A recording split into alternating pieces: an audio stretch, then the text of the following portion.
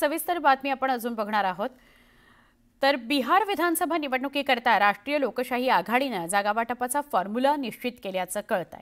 भाजप आणि जनता दल युनायटेड प्रत्येकी 101 जागांवर उमेदवार उतरवणार आहे, तर चिराग पासवान यांच्या लोक जनशक्ती पक्षाला 29 जागा देण्यात आलेल्या आहेत। याशिवाय जितनराम मांझी यांच्या हिंदुस्तानी आवाम मोर्चाला आणि राष्ट्रीय लोक मोर्चाला प्रत्येकी 6 जागा मिळाल्या आहेत।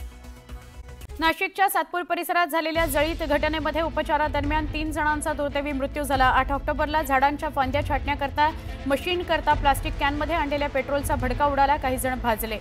या घटनेतील व्यक्तींचा उपचारादरम्यान मृत्यू झालेला आहे। दोबाडी कुटुंबातील 3 जणांचा मृत्यू झालेला आहे।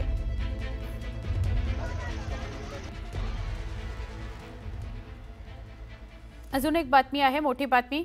ठाणे महापालिका हद्दीतील दिवा परिसरामध्ये कबुतराला वाचवताना अग्निशमन दलातल्या जवानाचा मृत्यू झालाय।